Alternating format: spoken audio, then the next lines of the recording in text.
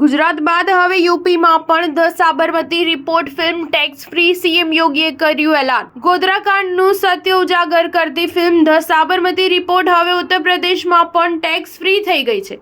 આ પહેલા ગુજરાતમાં ફિલ્મને ટેક્સ ફ્રી કરવામાં આવી ચૂકી છે। મુખ્યમંત્રી યોગી આદિત્યનાથે આજે પોતાના કેબિનેટ સહયોગીઓ સાથે ફિલ્મ નિહાળી હતી અને તેને ટેક્સ ફ્રી કરવાનું એલાન કર્યું છે। આ દરમિયાન ફિલ્મના કલાકારો અને તેની સાથે જોડાયેલા લોકો પણ હાજર રહ્યા હતા।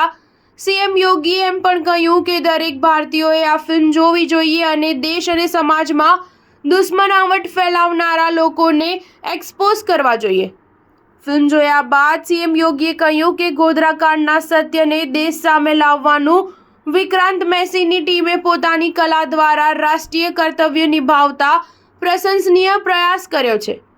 હું યુપી અને અહીંના લોકો તરફથી તેમને અભિનંદન પાઠવું છું, જે લોકો અવારનવાર સત્યને ઢાંકવાનો પ્રયાસ કરે છે, દેશ અને સમાજ વિરુદ્ધ ષડયંત્ર રચે છે, પરંતુ ફિલ્મના માધ્યમથી ધ સાબરમતી રિપોર્ટે તે સત્યને સામે લાવવાનો પ્રયાસ કર્યો છે। યોગીએ કહ્યું કે બધા જાણે છે કે સાબરમતી એક્સપ્રેસ દ્વારા અયોધ્યાથી ગુજરાત પરત ફરી રહેલા કાર સેવકો સાથે ગોધરા સ્ટેશન પર જે કંઈ બન્યું હતું તે સત્યને ઢાંકવાનો પ્રયાસ કરવામાં આવી રહ્યો હતો, તે સત્ય સામે આવ્યું છે। આજે પણ ઘણા લોકો એ સત્યને નકારી રહ્યા છે, તેમને એક્સપોઝ કરવાની જરૂર છે। ફિલ્મના માધ્યમથી એક સાહસિક પ્રયાસ કરવામાં આવ્યો છે। આ પ્રકારનો પ્રયાસ એ તમામ ઘટના માટે થવો જોઈએ જે દેશ, સમાજ અને સરકાર વિરુદ્ધ દુશ્મની ઉત્પન્ન કરવા માટે મોટા ભાગે જવાબદાર સ્તંભોના સ્તર પર હોય છે।